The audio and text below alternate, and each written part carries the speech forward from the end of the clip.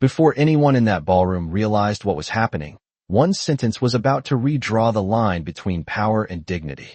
The chandeliers inside the Grand Regent Hotel glowed like captured sunlight, their reflections scattering across polished marble floors that cost more per square foot than most New Yorkers paid in monthly rent. Waiters moved quietly between tables draped in white linen, while the city's wealthiest families gathered beneath a ceiling painted with gold leaf and soft clouds. It was the kind of night where every detail whispered money, influence, and quiet competition. At the center of it all stood Ethan Caldwell, the 34-year-old CEO whose company had transformed a modest tech startup into one of the most powerful firms in Manhattan. His name carried weight in boardrooms from Wall Street to Silicon Valley, and tonight's charity gala had been organized by the one person who believed she still controlled his future. Victoria Caldwell. Tall, elegant, and wrapped in a tailored ivory gown that probably cost more than a luxury sedan, she stood beside her son like a queen inspecting her kingdom. Every guest greeted her with careful respect. Every conversation paused when she passed. Victoria Caldwell had spent decades building a reputation that balanced prestige with quiet authority, and she intended to protect that reputation at all costs. Which was why her eyes narrowed slightly when she noticed the woman standing a few steps behind Ethan. Naomi Carter kept her hands folded neatly in front of her black service uniform, her posture calm but careful, the way someone learns to stand when they are used to being invisible in rooms like this. Her dark curls were pulled back into a simple bun, and the soft light from the chandeliers reflected against her deep brown skin as she waited silently near the edge of the crowd. She wasn't speaking. She wasn't drawing attention. But Victoria noticed her anyway. "Ethan," Victoria said softly, her voice smooth enough that nearby guests leaned in without realizing it. "Why is the maid standing next to you during the reception?" The word maid drifted through the air like a spark landing on dry leaves. A few heads turned. A couple at the nearby table exchanged curious glances. Naomi lowered her gaze slightly, not in shame, but in quiet habit. She had learned long ago that the fastest way to survive rooms filled with people like this was to become part of the background. Silver trays moved past her. Crystal glasses chimed gently as guests toasted the evening's charity auction. Outside the tall windows, Manhattan's skyline shimmered across the Hudson River, a reminder that power in this city was often measured in quiet moments just like this one. Ethan didn't answer immediately. He simply watched the room the way he always did, with that steady calm that had made investors trust him long before his company was worth billions. Across the ballroom, a violin quartet played softly, while servers carried plates of delicate hors d'oeuvres worth more than a full dinner in most neighborhoods. Victoria followed her son's gaze, expecting him to brush off the moment with a polite explanation. Instead, the silence stretched just long enough to make the nearby conversations fade. And in that quiet pause, something shifted in the atmosphere of the room, as if the entire ballroom were about to learn a truth no one had expected to hear. The quiet that followed Victoria Caldwell's question lingered in the air like the final note of a piano chord, soft but impossible to ignore. Naomi Carter kept her eyes lowered, not out of submission, but because years of working in wealthy homes had taught her something important about rooms like this one. When people with power spoke, the safest place to stand was slightly outside their attention. Yet she could feel the shift in the atmosphere around her. Conversation slowed. A few guests pretended to sip champagne, while listening more closely than etiquette allowed. Victoria folded her arms lightly, her diamond bracelet catching the golden chandelier light as she studied Naomi with the kind of polite curiosity that often hid quiet judgment. To Victoria, everything in life had its proper place. The right schools, the right neighborhoods, the right family names. The Caldwell legacy had been built carefully across generations, and she guarded it with the patience of someone who believed tradition was more valuable than emotion. Naomi represented none of those traditions. She had first walked into Ethan Caldwell's penthouse nearly a year earlier carrying a small canvas cleaning bag and a letter of recommendation from a housekeeping agency in Brooklyn. At the time, the apartment overlooking Central Park had felt impossibly large to her, more than 4,000 square feet of glass walls, dark oak floors, and quiet hallways that seemed to echo even when no one spoke. Naomi had been hired for simple work: cleaning, organizing, making sure the kitchen counters stayed polished, and the living room windows stayed clear enough to reveal the Manhattan skyline stretching all the way toward the Hudson River. She never asked questions about Ethan's work. She never lingered in rooms where business calls were happening. She arrived early, left quietly, and moved through the penthouse like someone who understood that discretion was more valuable than conversation. What no one in the ballroom knew tonight was that Naomi had been the only person inside that apartment on a rainy evening 8 months earlier, when Ethan Caldwell had walked through the door looking less like the confident executive who dominated boardrooms and more like a man carrying the quiet weight of exhaustion. Naomi remembered that night clearly. The storm outside had rattled the tall windows while thunder rolled across the city like distant traffic. Ethan had loosened his tie and dropped a folder of financial reports onto the marble kitchen island before noticing the woman carefully wiping down the countertop beside him. She had not stared at him the way reporters did. She had not asked about stock prices or corporate expansions. She had simply handed him a clean glass of water and said in a calm voice that the storm was expected to pass before midnight. It was such a small moment that Ethan had almost forgotten it. But in a world where every conversation usually carried expectations, Naomi's quiet presence had felt unexpectedly rare. Back in the ballroom, Victoria's gaze sharpened slightly as she waited for her son to answer. Around them, the violin quartet continued playing softly while guests leaned closer together, sensing the beginning of something they could not yet name. Naomi remained still, unaware that the life she had carefully kept hidden inside the walls of Ethan Caldwell's penthouse was now only seconds away from stepping into the bright, unforgiving light of the ballroom. The ballroom continued to hum with quiet elegance, but the subtle shift in attention had already begun to spread through the crowd like a ripple across still water. Naomi Carter could feel it even without lifting her eyes. People in rooms like this noticed everything, even when they pretended not to. A slight pause in conversation, a longer glance than usual, a whisper that traveled from one table to the next beneath the soft music of the violin quartet. Victoria Caldwell's posture remained flawless, the kind of effortless composure that came from decades of standing at the center of elite gatherings. Yet the faint crease between her brows revealed something new. Curiosity, sharpened by expectation. She believed she already understood the situation. To her, the explanation would be simple. Naomi was staff, someone who had wandered too close to the center of the room, someone who needed to be quietly reminded where she belonged. Ethan Caldwell, however, had not moved. He stood beside the long table of crystal glasses and polished silver trays, his dark suit perfectly tailored, his presence steady in the warm chandelier light. At 6 feet 2 inches tall, he carried himself with the calm authority that had earned him respect in boardrooms filled with executives twice his age. The guests around him knew that expression well. It was the same composed silence he used during high-stakes negotiations, the kind that made people reconsider their assumptions before speaking again. Victoria finally tilted her head slightly toward Naomi. "You may return to the service entrance," she said gently, her voice controlled but unmistakably dismissive. "The guest will be taken care of." Naomi nodded once, a quiet acknowledgement that would normally end the moment. She had heard similar instructions in many homes before.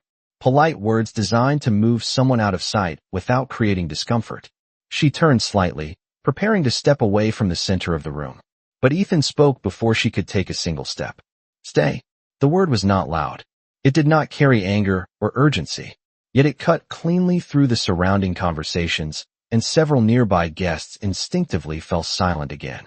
Naomi froze where she stood, unsure whether she had heard correctly. Ethan turned his head slowly toward his mother, the calm in his expression unchanged. "She is exactly where she is supposed to be."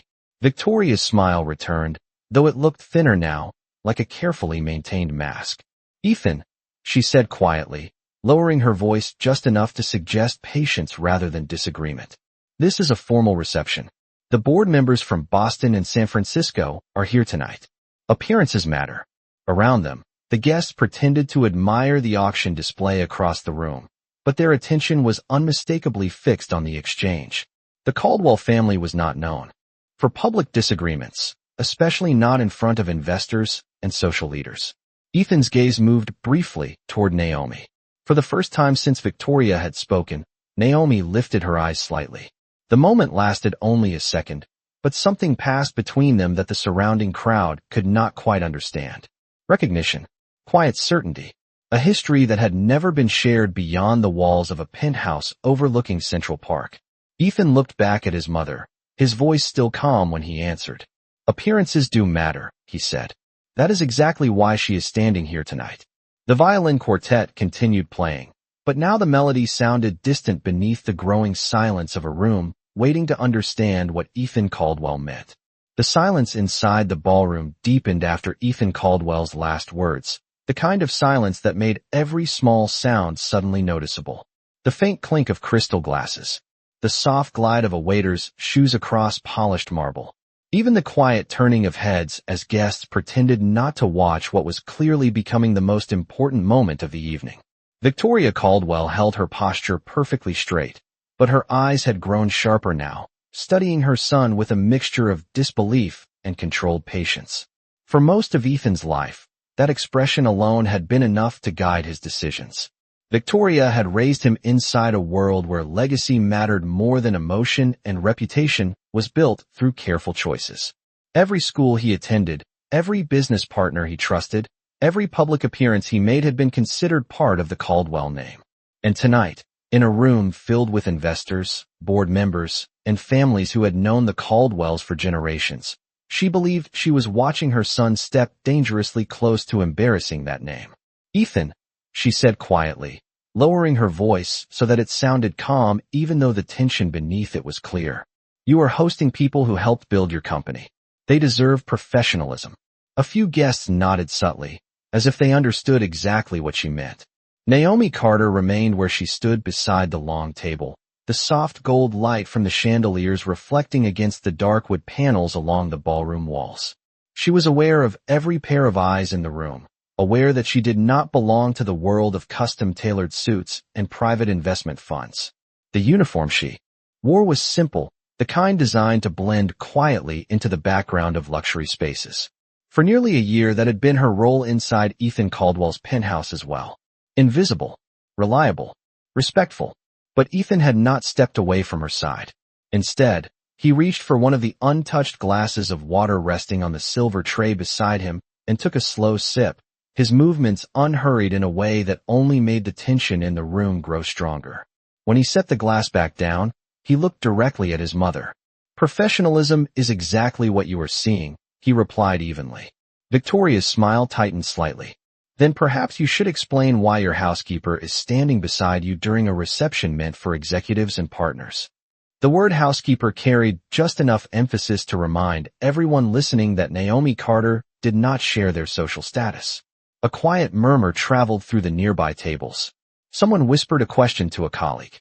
Another guest leaned closer, pretending to examine the auction display while listening carefully. Naomi felt the weight of the moment pressing in from every direction. She had spent years learning how to move unnoticed through rooms like this, yet tonight it felt impossible to disappear. Ethan finally turned his head toward her again, and for a brief second the calm confidence in his expression softened into something more personal. It was the same look Naomi had seen months earlier on that stormy evening in the penthouse kitchen when he had accepted the glass of water from her hands and quietly thanked her for staying late to finish cleaning after a long workday. A moment so ordinary that neither of them had realized it would change everything that followed. Ethan looked back at the guests surrounding them, and then at his mother, his voice steady as he spoke again. You believe she works for me, he said calmly. But that assumption is exactly why everyone in this room is about to learn something important. The violin music continued drifting through the ballroom, but now every guest had stopped pretending not to listen. The tension inside the ballroom had reached a point where even the quiet violin music could no longer soften the atmosphere. Every guest now understood that the evening had shifted away from polite conversation and charitable pledges into something far more personal. Ethan Caldwell's final words still hung in the air, steady and deliberate, like the opening line of a statement no one in the room had expected to hear. Victoria Caldwell remained perfectly composed, but the calm elegance she carried so naturally had begun to crack at the edges. For the first time that evening, uncertainty flickered in her eyes. Ethan, she said, her tone measured, The way a parent speaks when reminding a child to correct a mistake before it becomes embarrassing. You are making this situation unnecessarily dramatic. If there is confusion about staff assignments, it can be handled privately. A few guests nodded politely, eager for the moment to dissolve back into the comfortable rhythm of a formal gala. Naomi Carter felt the weight of those expectations pressing in from every direction. For nearly a year, she had walked through Ethan Caldwell's penthouse, quietly polishing glass tables and organizing shelves lined with books about global markets and artificial intelligence. She had never imagined standing beside him in a ballroom filled with executives and investors whose decisions shaped companies worth billions of dollars. Her instinct was still the same as it had always been. Step back. Remain quiet. Let the moment pass. But Ethan did not allow the moment to pass. Instead, he reached out and gently took Naomi's hand. The movement was simple, almost casual, yet in a room filled with people who analyzed every gesture for meaning, it felt as loud as a declaration. Naomi's breath caught for a brief second as the warmth of his hand closed around hers. She could feel dozens of eyes turning toward them at once. Victoria's expression changed instantly, not with anger, but with something colder, controlled disbelief. "Ethan," she said again, her voice quieter now, but far more serious. "You will release her hand and allow her to return to the staff area." Ethan did not move. The calm in his posture remained unchanged, but there was a firmness now that the guests recognized immediately. This was the same quiet resolve he used when announcing company decisions that reshaped entire markets. "No," he replied simply. The word traveled through the ballroom with unmistakable clarity. Naomi slowly lifted her eyes toward him, confusion and concern mixing in her expression. She understood the consequences of this moment far more clearly than most people in the room. She knew how easily reputations could be damaged in a world where perception mattered as much as truth. But Ethan's grip remained steady, reassuring rather than dramatic. He turned slightly, so that both Naomi and his mother stood within his line of sight. "You believe Naomi works in my home," he said calmly. "That part is true." Several guests exchanged quiet whispers, believing the explanation had finally arrived. Victoria's shoulders relaxed slightly, certain the conversation was about to return to something sensible. But Ethan continued before anyone else could speak. "What you do not know," he added slowly, "is that the reason she was ever inside my home had nothing to do with housekeeping." The room grew completely silent again. Even the violin quartet faltered for a moment before continuing their soft melody. Victoria's gaze sharpened, the certainty she had carried all evening beginning to unravel piece by piece. Ethan looked down briefly at Naomi, then back at the guests surrounding them. His voice remained calm, but now every person in the ballroom could hear the unmistakable weight behind his words. "The story you think you understand," he said quietly, "is not the story that actually happened." The silence inside the ballroom stretched longer than anyone expected, as if the entire room had paused to absorb Ethan Caldwell's final sentence. The guests who had arrived expecting an elegant evening of charity pledges and polished speeches now found themselves standing in the middle of a moment none of them had planned for. Naomi Carter felt Ethan's hand still holding hers, steady and warm, a quiet reassurance against the growing tension surrounding them. She could sense the curiosity spreading through the crowd. Some guests leaned slightly closer together, whispering questions behind raised glasses of champagne. Others watched Ethan with the sharp focus of investors studying an unexpected move during a board meeting. Victoria Caldwell remained perfectly still, but the certainty that had defined her posture earlier in the evening had begun to fade. For decades, she had navigated rooms like this with absolute confidence, always knowing exactly how every conversation would unfold. Tonight was different. Tonight her son was speaking in a way she could not predict. "Ethan," she said carefully, her voice calm but firmer now, "you are turning a simple misunderstanding into something unnecessarily complicated." Ethan met her gaze without hesitation. "It only feels complicated," he replied quietly, "because the truth was never part of the story you believed." Naomi felt her heart beating faster, not from fear, but from the strange realization that the quiet life she had built inside the walls of Ethan's penthouse was now stepping into the open. For months, she had avoided moments like this. She had insisted that their relationship remain private, not because she was ashamed, but because she understood the world Ethan lived in. A world where headlines could reshape reputations overnight, and where every decision made by a chief executive officer could influence thousands of employees and millions of dollars in investments. But Ethan had always believed that hiding the truth would eventually create a bigger problem than revealing it. He turned slightly so the guests could see Naomi more clearly, not as a shadow standing behind him, but as a person beside him. The chandeliers reflected softly across the polished marble floor, casting warm light across Naomi's face as she stood there quietly. She was not dressed like the women who usually attended Caldwell events. There were no designer gowns or sparkling necklaces. Just the simple black uniform she had worn earlier that evening while helping the catering staff prepare the reception tables. And yet there was something unmistakably calm in the way she carried herself now. Ethan's voice softened slightly as he spoke again. 8 months ago, he said, I walked into my apartment after the most exhausting week of my career. The board was pressuring me about an expansion into 3 new markets. Investors were questioning our projections, and every person in my world expected me to solve problems that felt bigger than the company itself. The guests listened carefully now, sensing that the explanation they had been waiting for was finally beginning. When I stepped into the kitchen that night, Ethan continued, Naomi was the only person still there. She had stayed late to finish her work after a long day. She did not ask about my company. She did not treat me like the chief executive officer everyone else saw. She simply handed me a glass of water and told me that the storm outside would probably pass before midnight. A faint ripple of curiosity moved through the crowd. Victoria frowned slightly, struggling to understand where the story was leading. Ethan looked briefly at Naomi again, the memory clear in his expression. What most people in this room do not realize, he said quietly, is that sometimes the most important person in your life is the one who treats you like a human being instead of a title.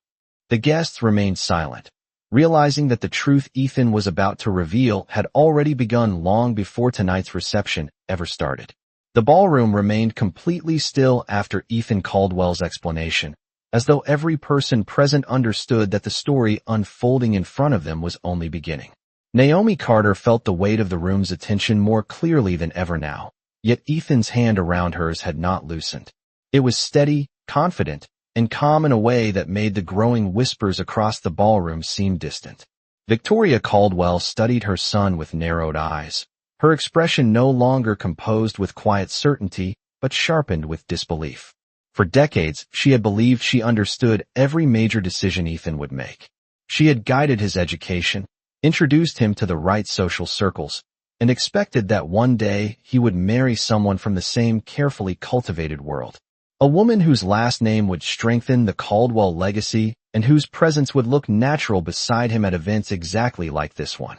Naomi Carter did not fit that expectation. And yet Ethan was standing beside her with the same unwavering posture he used when announcing company strategies that reshaped entire industries. One moment in a kitchen does not explain this situation, Victoria said calmly, though the tightness in her voice suggested she already sensed the answer would challenge everything she believed. Ethan nodded slightly. You are right, he said. It was not just one moment. A quiet murmur moved through the guests again as the story continued. Naomi lowered her eyes briefly, remembering the months that followed that stormy evening. At first nothing had changed. She continued arriving early in the mornings, organizing the penthouse living room, polishing the glass walls that looked out over Central Park, and preparing the quiet apartment before Ethan returned from long meetings across the city. Yet slowly, almost without either of them planning it, their conversations had grown longer. Sometimes it happened in the kitchen while she finished cleaning after dinner. Sometimes it happened late at night, when Ethan returned from the office carrying the same tired expression he had worn during that first storm. Naomi had never spoken to him like a billionaire executive. She spoke to him like a man who had spent too many hours trying to carry responsibilities that no single person should carry alone. She asked simple questions. Had he eaten dinner? Had he slept enough? Was the pressure from the board finally easing? And for reasons Ethan had never expected, those quiet conversations had begun to matter more than the endless meetings that filled his calendar. Most people in this room know the version of my life that appears in financial magazines, Ethan continued, his voice calm, but steady enough that every guest could hear him clearly. They know the numbers attached to my company. They know the buildings we have built and the investors who support us. But Naomi knows the parts of my life that never appear in headlines. The guests listened carefully now, their curiosity turning into something closer to realization. Ethan looked toward Naomi again, his expression softer than it had been at any point during the evening. She saw the nights when I doubted whether I was strong enough to lead thousands of employees. She saw the moments when success felt less like victory and more like responsibility. Victoria's gaze hardened as the truth began to form in front of her. Ethan's next words came slowly, leaving no room for misunderstanding. And somewhere during those months, he said quietly, the woman you believed was only cleaning my home became the person whose opinion mattered more to me than anyone else's.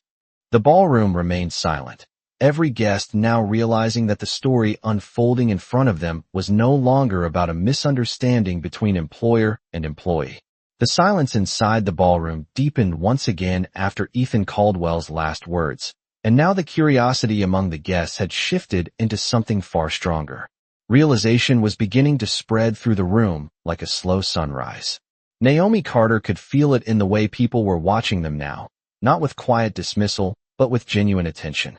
The story that had once seemed simple in their minds was slowly unraveling into something none of them had expected. Victoria Caldwell remained motionless, her eyes fixed on her son as though she were studying a stranger whose decisions no longer followed the rules she had spent a lifetime teaching him. You are suggesting, she said carefully, her voice controlled but edged with disbelief, that this situation has gone far beyond a professional relationship. Ethan did not hesitate. Yes, he answered calmly. A few guests exchanged glances, their earlier whispers now fading into complete silence.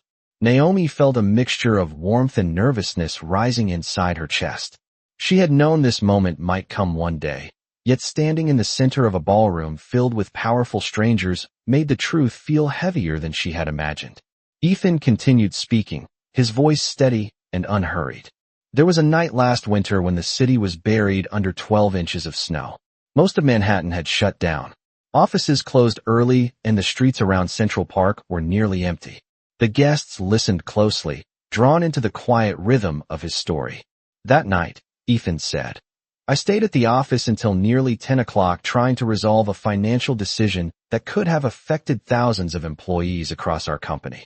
When I finally returned to the penthouse, I expected the apartment to be dark and empty. Naomi remembered that night clearly. The snow had been falling since late afternoon, thick and steady, covering the sidewalks and turning the city lights into a soft glow outside the windows. She had stayed longer than usual, finishing the laundry and organizing the kitchen shelves before preparing to leave. But Naomi was still there. Ethan continued. The subway trains had stopped running because of the storm.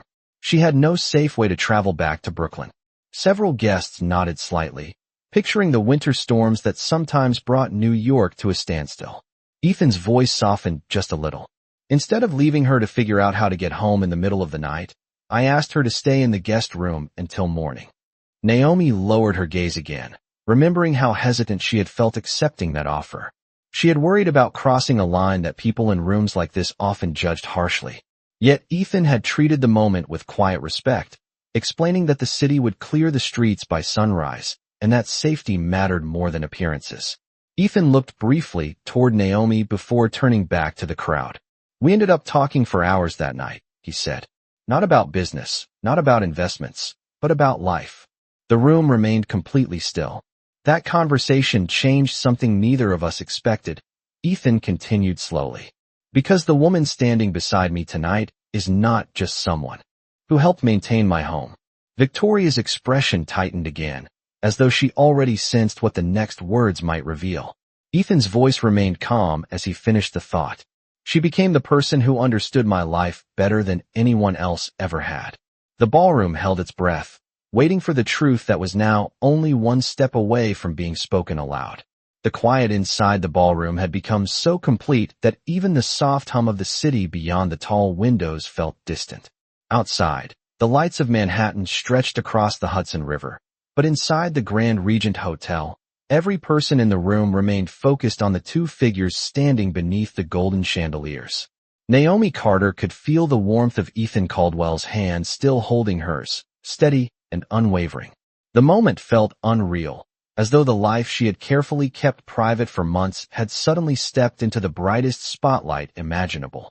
Victoria Caldwell studied the two of them with an expression that had shifted from disbelief into something more serious.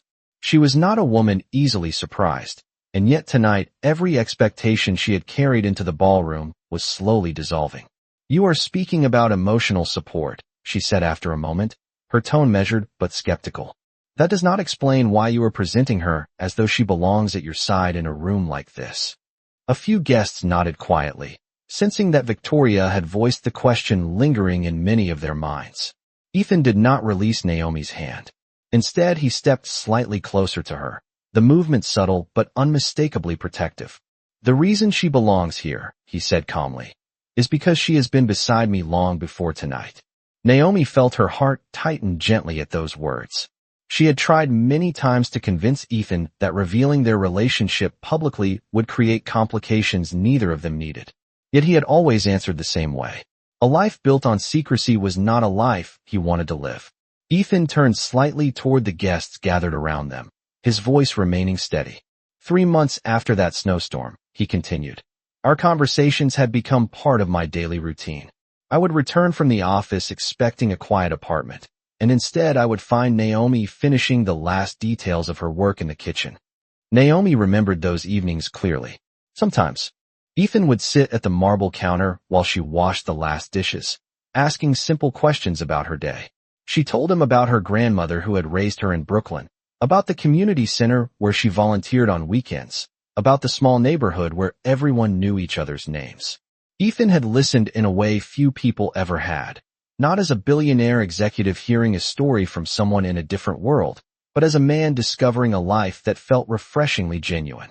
One evening, Ethan said, I realized something that surprised me. The guests leaned closer again. The most honest conversations in my life were happening in a kitchen after midnight with someone the world believed was only there to clean the apartment. Naomi glanced at him briefly, her expression soft with memory. Ethan continued, his voice lowering slightly, but carrying through the silent room. That realization changed the way I saw everything. Not just my work, my life. Victoria's gaze sharpened again.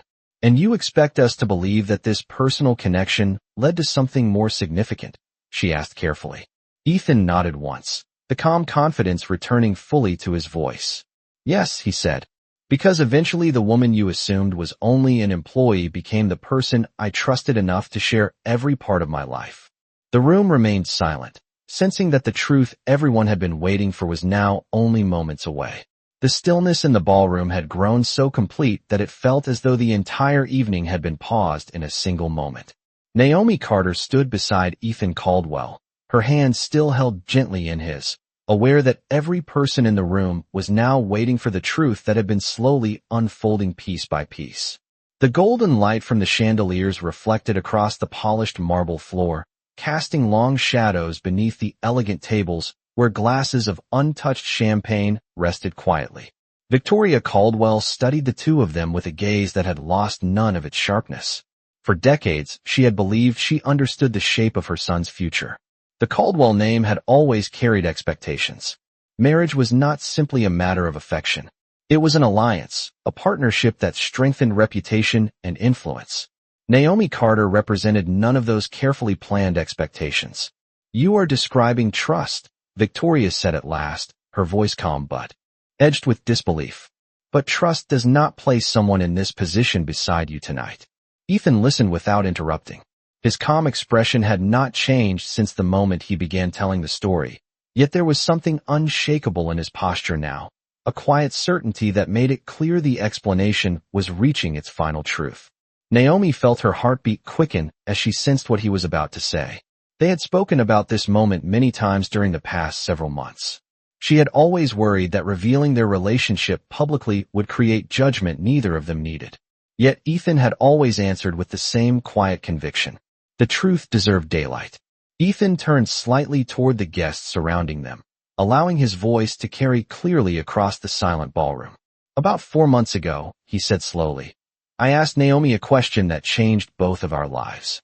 A ripple of curiosity moved through the room again. Several guests leaned closer, while others remained completely still, unwilling to miss a single word. Naomi remembered that evening as clearly as if it were happening again in front of her.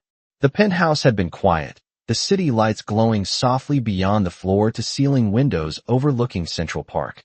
Ethan had returned from a late meeting and found her finishing the last details of the kitchen cleaning before heading home. He had stood beside the marble counter for a long moment without speaking, as though gathering the courage to say something important. I told her that the most peaceful moments in my life were the ones we shared talking in that kitchen. Ethan continued, his voice steady. And I realized that peace was not something I wanted to lose. Naomi lowered her eyes briefly, remembering how surprised she had been when Ethan spoke those words. She had never expected a man whose life was surrounded by boardrooms, media interviews, and billion-dollar decisions to speak with such simple honesty. So I asked her to marry me, Ethan said calmly. The words moved through the ballroom like a quiet shock. A few guests drew soft breaths of surprise. Others simply stared, their expressions frozen between disbelief and realization. Victoria's composure faltered for the first time that evening, her eyes widening slightly as the truth settled in front of her. Ethan did not release Naomi's hand. Instead, he looked directly at his mother, his voice still calm, but carrying the full weight of certainty. And 3 months ago, he said quietly, Naomi Carter became my wife. The silence that followed was deeper than any that had come before. The silence that followed Ethan Caldwell's words seemed to stretch across the entire ballroom like a held breath that no one dared release. For a moment, no one moved. The violin quartet had stopped playing without realizing it, their bows hovering quietly above the strings as every pair of eyes remained fixed on the couple standing beneath the chandeliers. Naomi Carter felt the weight of the moment settle around her, yet Ethan's hand remained steady around hers, the quiet reassurance grounding her in the center of a room that suddenly felt unfamiliar. Victoria Caldwell did not speak immediately. For most of her life, she had been the person who controlled every conversation in rooms like this one. But now the carefully constructed certainty that had guided her expectations had fractured in a way she had never prepared for. Her gaze moved slowly from Ethan to Naomi and back again, as if she were searching for some detail that might explain how such a decision could have happened without her knowledge. You married her, Victoria finally said, the words measured in calm but carrying the unmistakable shock beneath them. Ethan did not hesitate. Yes, he replied simply. A faint murmur spread through the surrounding guests, the quiet reaction of people who had just realized they had witnessed the unraveling of one of Manhattan's most carefully protected assumptions. Naomi could feel the attention shifting toward her now, not with the distant dismissal she had known earlier in the evening, but with genuine curiosity. For months she and Ethan had kept their marriage private, not because they were ashamed, but because they had wanted time to build something real before exposing it to the judgment of a world that often measured worth through status and connections. Ethan spoke again, his voice calm and steady enough to carry through the silent ballroom. The ceremony was small, he said. It happened in a courthouse downtown on a quiet Thursday morning. Naomi remembered that morning clearly. The sky had been bright over Lower Manhattan, the streets filled with ordinary people moving through their daily routines. There had been no photographers waiting outside, no headlines announcing the union of a powerful chief executive officer. Just 2 witnesses, a judge who offered them a warm smile, and a promise they both understood would change their lives forever. We chose to keep it private at first, Ethan continued. Not because it was something to hide, but because we wanted our relationship to grow without the noise that usually surrounds my life. Several guests listened thoughtfully now, their earlier curiosity beginning to soften into understanding. Victoria remained silent, her expression difficult to read. Ethan looked toward Naomi again, the warmth in his eyes unmistakable. What most people in this room see tonight is a surprise, he said quietly. But for us, this moment is simply the truth finally being spoken out loud. Naomi lifted her gaze slowly, meeting the eyes of the guests around them for the first time without lowering her head. The room that had once felt intimidating now seemed strangely calm. Ethan turned back toward his mother, his voice gentle but firm. You taught me to value integrity above everything else, he said. And that is exactly why I will not allow the woman I love to stand in this room, while anyone believes she is anything less than my equal. The chandeliers shimmered above them as the silence settled once again, deeper now, as though the entire ballroom was beginning to understand the meaning behind his words. The quiet that followed Ethan Caldwell's final statement settled over the ballroom like a gentle but undeniable truth. For several seconds no one spoke. The guests who had arrived expecting another elegant charity evening now stood in the presence of something far more personal, a moment that revealed the human story behind one of the city's most powerful names. Naomi Carter could feel the shift in the atmosphere around her. The looks that had once carried doubt or curiosity now held something different. Respect was beginning to replace assumption. Victoria Caldwell remained still, her posture upright as always, yet the silence around her seemed heavier now. She had spent her entire life believing that strength came from protecting the Caldwell legacy with careful control. Yet standing here tonight, she was realizing that her son had made a choice she had never been invited to guide. Her eyes rested on Naomi for a long moment, studying the woman she had earlier dismissed so easily. Naomi stood calmly beside Ethan, not hiding behind him, not seeking attention, simply present with a quiet dignity that had always been part of who she was. The room waited as Victoria slowly drew a breath. When she spoke again, her voice was softer than before, though still careful. "You made this decision without telling your family," she said. Ethan nodded slightly. "Yes," he answered honestly, "because I knew it would be questioned before it was understood." Several guests exchanged thoughtful glances, recognizing the difficult truth behind those words. Victoria's gaze moved once more between her son and the woman beside him. For the first time that evening, her expression no longer held disbelief but reflection. She remembered the way Ethan had been raised to carry responsibility, to lead companies and influence industries. Yet tonight he had chosen to lead his own life with the same conviction. Naomi felt Ethan's hand shift gently around hers, not tightening but reassuring, a quiet signal that he was not standing alone in this moment. The chandeliers above them shimmered softly, casting warm light across the marble floor as the guests watched the exchange unfold. Victoria's voice came again, slower now, the sharp edge that once defined it fading slightly. "I believe the Caldwell name required certain expectations," she said. "I believed it required someone who fit the world we have always known." Ethan listened respectfully before answering. "The Caldwell name should stand for character," he said, "not appearances." The words hung in the air with calm certainty. Naomi could see the subtle reactions spreading across the ballroom as people absorbed what he had said. Many of them had built their own lives inside similar expectations. Some began to nod quietly, recognizing a truth that reached beyond this single evening. Victoria looked once more at Naomi, this time not with dismissal but with careful consideration. She noticed the steadiness in the young woman's posture, the quiet strength that had allowed her to stand calmly through an evening that might have overwhelmed anyone else. Finally Victoria spoke again, her voice composed but changed. "You have placed yourself in a difficult position tonight," she said to Naomi. Naomi met her gaze respectfully. "I did not expect to stand here tonight," she replied gently. "But I will always stand beside your son." The simplicity of her answer carried more strength than any prepared speech could have offered. Around them the room remained silent, but the tension that had filled it earlier was slowly giving way to something new. Understanding was beginning to replace judgment, and in that quiet transformation, the meaning of Ethan's choice was becoming clear to everyone present. The ballroom remained wrapped in a quiet that felt deeper than any silence that had come before it, the kind of silence that follows a truth finally spoken without hesitation. Naomi Carter stood beside Ethan Caldwell beneath the warm light of the chandeliers, her hand still resting in his, the calm steadiness between them now more visible than any doubt that had filled the room earlier. Around them, the guests who had once whispered in curiosity now watched with thoughtful attention, as though they understood that the evening had transformed into something far more meaningful than a formal reception.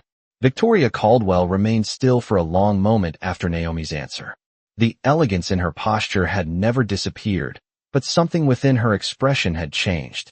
For the first time since the evening began, she no longer looked at Naomi as though she were an unexpected disruption in a carefully planned event. Instead, she looked at her as a woman who had stood calmly in the center of judgment and answered with nothing but honesty. Victoria slowly stepped closer, the quiet movement drawing the attention of everyone nearby. The marble floor reflected the soft glow of the chandeliers as she stopped a few feet in front of Naomi and Ethan. Her gaze moved briefly to her son, then returned to Naomi. "You understand," she said carefully, her voice steady but no longer cold, "that the world surrounding our family is not always kind to unexpected choices."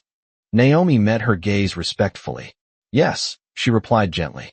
"I understand that." Victoria studied her for another moment. "And yet you still choose to stand here." Naomi nodded once. "Because I did not marry the Caldwell name," she said quietly. "I married the man standing beside me." A faint ripple of surprise moved through the room, not loud but unmistakable. The simplicity of her words carried a sincerity that could not be dismissed. Ethan glanced toward Naomi with quiet warmth before returning his attention to his mother. Victoria looked at the two of them together, and something in her expression softened in a way few people in the room had ever witnessed before. She had spent years believing that protecting her family meant controlling every decision that shaped their future. Yet standing here now, she was seeing a different kind of strength. The strength of a choice made not from expectation, but from conviction.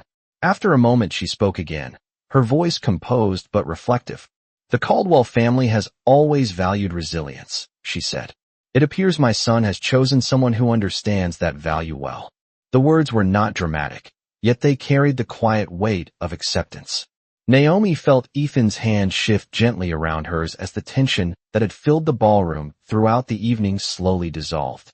Around them, several guests exchanged thoughtful glances before offering small nods of respect. The evening that had begun with assumptions was ending with something far more powerful. Ethan looked toward the crowd of executives, investors, and longtime family acquaintances, his voice calm when he spoke one final time. "Success can build companies," he said, "but character builds a life." The chandeliers shimmered above them as the violin quartet slowly resumed their melody, the soft music filling the ballroom once again. And in that moment, as conversation gradually returned and the guests began to see Naomi Carter not as someone standing out of place, but as the woman Ethan Caldwell had chosen to stand beside him, the meaning of dignity became clear to everyone in the room.